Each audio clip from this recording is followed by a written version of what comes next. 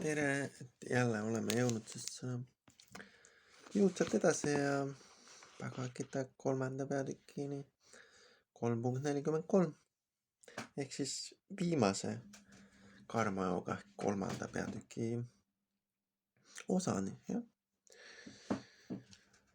Ja see ehk eesti keeles võiks kõlada nõndaviisi.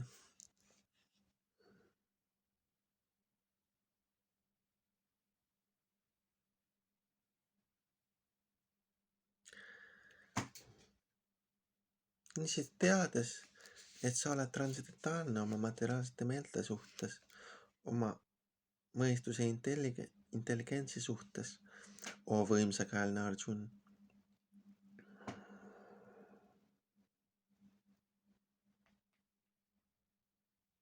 Peaksid sa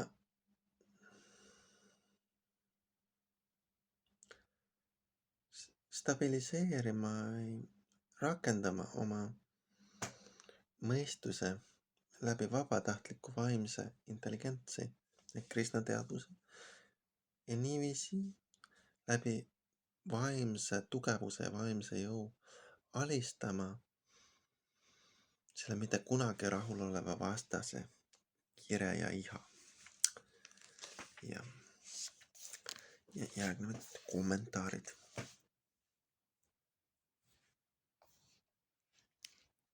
See 3. peatükk Bhagavad-gītast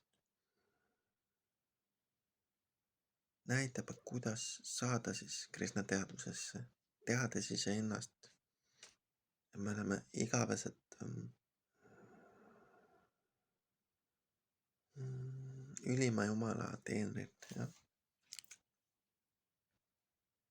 Ja me ei pea seda impersonaalset, mitteisikulist tühjust siis kõige lõpuks. Ja see on väga hea ja huvitav koht on. Et huvitav, kuidas keegi oskas nii üldse kirjutada. Sest kes tuleb budistliku meditatsioonist selle raamatuni nagu mina,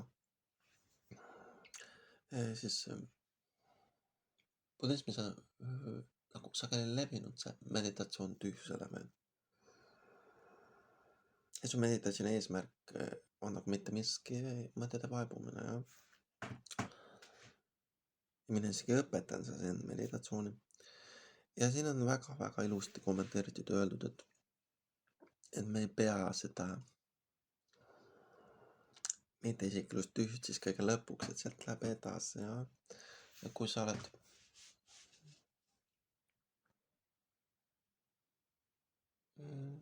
minu meelest see on järk-järgune harjutus ja kui sa oled jõudnud edasi nendest budistlikest meditatsioonidest, siis sa jõuad järgmise meditatsioonini.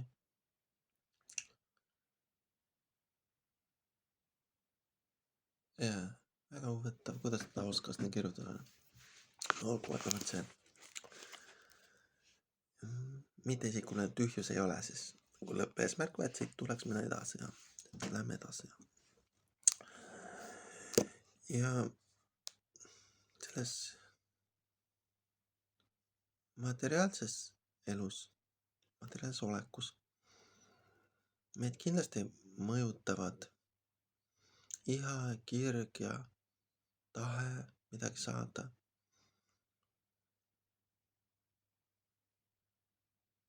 Ja me tahame ka domineerida need materiaalse maailma andide üle. Tahame neid rakendada. Ja see on muidugi vale kohta, et ühes eelmises värsis tuleb välja, et need materiaalse maailma ande tegelikult valitsevad siis erinevad jumalused ja pooljumalad. Ja nagu need tegelikult peaksid meie tegevuse läbi rahulduma, kui me hästi käitume ja tegutseme.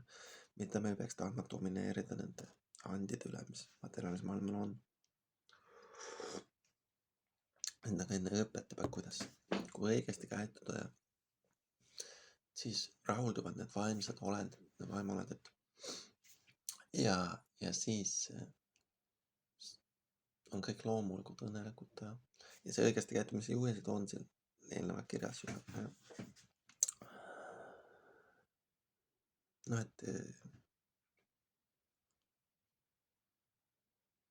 pakud oma tööviljad Jumalale, on võib-olla kõige lühemalt öeldud see koht. Ehk siis näiteks, kui sa teed söögi, siis sa pakud seda alati Jumalale mantreid lauldes. Mitte ei arva, et see on nagu sinu oma ja sa võid selle ahne nagu endale võtta. Vaid sa alati pakud selle läbi mantrate laulmise siis. Ehk siis meil on tähtis, et keegi vaimne saaks rahuldatud ja see vaimne hing, et see Jumal saaks rahuldatud ja kõige kergemad, lihtsamad seletas võib-olla. Meenub siit, mis ma varem olen lugenud. Ja jätkabki, et iha siis, et valitseda ja iha siis meeli rahuldada, see on kõige suurem vastane tingimuslike hingele, kõige suurem vaenlane. Ja me peaks tahtma valitseda looduse ja nende materiaalsete andide üle. Et on suurepärane, suur kingitus Jumalalt kõik need materiaalsed hüved ja asjad. Ja kui me teeme toitu või saame kuskilt toitu, siis me teeme seda pakkudes seda Jumalale ja mantreid lauldes. Ja me ei arva, et umbes meil on õigus seda kahmata endale lõputult ja ahneda isekalt nagu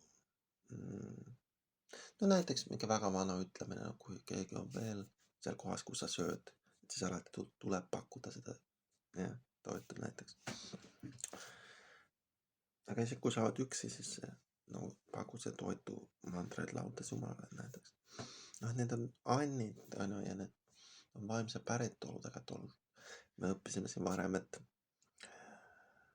et vihma sajab ja vihm tegelikult paneb vilja kasvama põldudel. Ja need viljast näiteks, isegi kes sööb liha, siis see vili läheb loomadele toiduks. Ja kust tuleb see vili? Vihma sajab ja kust tuleb vihm? Erinevad taevajumalused valitsevad seda vihma, erinevad pooljumalused, kes alluvad Jumalale, et valitsevad seda, et sajab vihma. Ehk siis, et see ei ole nagu meie tehtud see toit selles mõttes, et see on kuskil kõrgemal poolt alati. Et mina ei oskaks teha vihma või panna vihma sadama või päikest paistma. Aga keegi on erinevad universumi isandad on seda suutnud teha ja selle tulemusel nagu on võimalik ja meil üldse on need materiaalse maailma õhk, toit ja vesi ja muudki head asjad, lõhnad ja maitsed. Ehk siis me oleme nagu tänu võlgu veel selles mõttes, et me ei ole ise teinud seda maailma ja ma ei saa öelda näiteks, et ütleme, ma lähen poodi, ma kahman omale mingi lihakänkra, siis ütlen mina veel nagu tegin selle, et üldse mitte. Mina kindlasti ei teinud seda.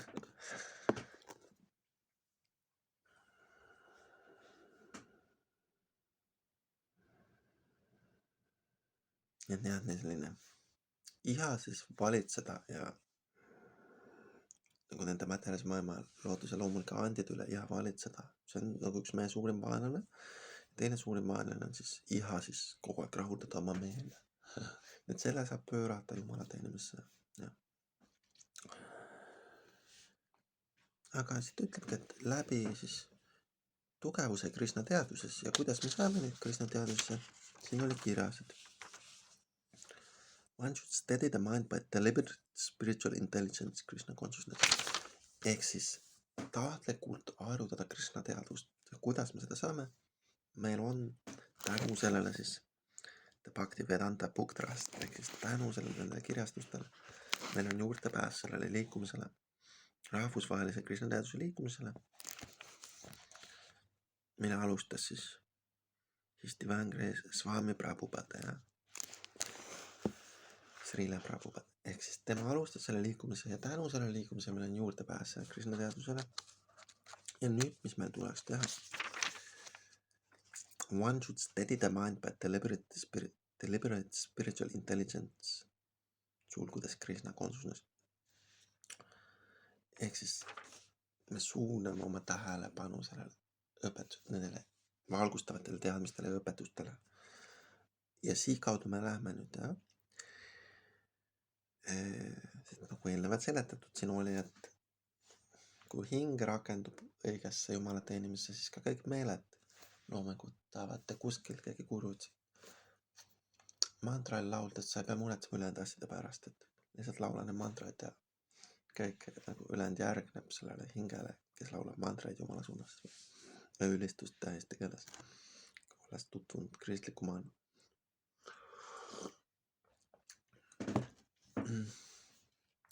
Et sa ei pea muud tegema ega muule mõtlema tegelikult, kui laulma siis Jumala pühasid nimesid, et see on parim praktika siis oma meelte õigeks suunamiseks. Ja muidugi selle minu need toodud meelde, et uurida neid raamatuid, mis siis Srila Prabhupada on nagu meieni toonud siis läbi oma ingliskeelsete tõlgete sanskriti keelest.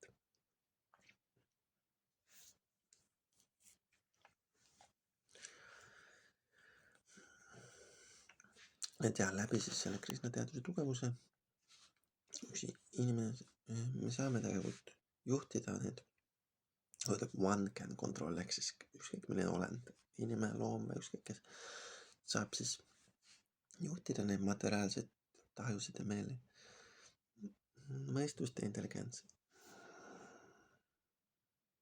Ja siit ütleb, et inimene ei tohi lihtsalt loobuda töödest ja kohustusest järsku, näiteks sa ei tohi, ütleme, et sul on kohustusi veel peres või kuskil, siis ei tohi lihtsalt kõigest loobuda ja minna metsa joogiks.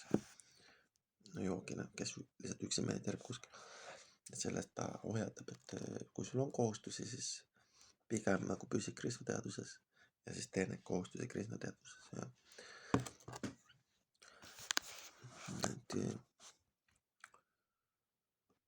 Et kui järk-järgult harjutada vaimsust, Krishna teadvust, järk-järgult harjutada, et siis me saame sellesse transcendentaalsesse positsiooni asetsemisse, jah. Tähendab nagu sellesse kohta, ilma et meid mõjutaksid materiaalse meeled ja mõistus ja näiteks see samadhi või see valgustus ja järgnev seisund. Et siin ta nagu vihjab ka sellele minu meelest sageli.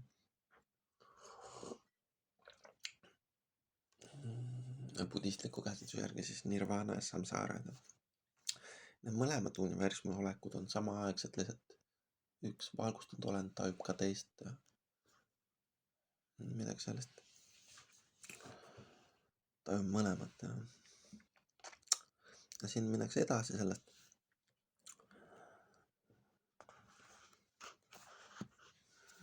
Nii et kuidas siis teadust arendada, et suunates oma intelligents oma puhtaima loomuse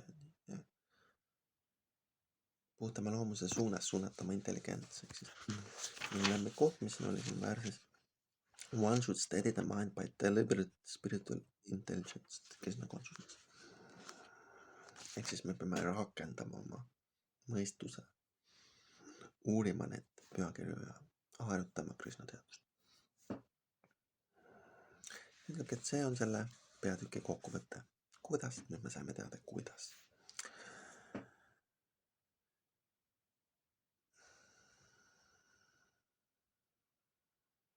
Sellises mitte veel küpses materiaalses eksistentsis, sellises kohas, kus me praegu oleme, filosoofilised arutelud ja kunstlikud katsed, et proovida oma meeli kontrollida.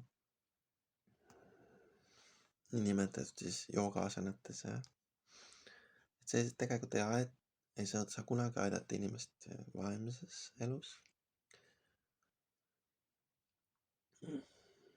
Ja tegelikult jooga siis ka aitab, et mõnikord need raamatud huvitavalt õpetavad.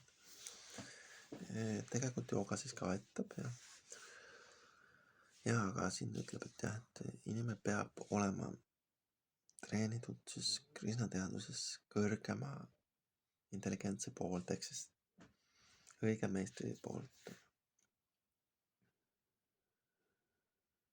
Ja niimoodi lõpeb 3. peatükk, mis käsitleb siis Karmeluga.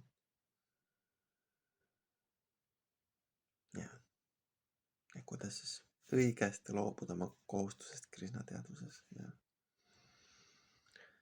Ehk siis Arjun siin üritas valesti loobuda ja Krishna õpetab talle, kuidas õigesti loobuda nendest mõtetest ja midagi sellest. Aitäh!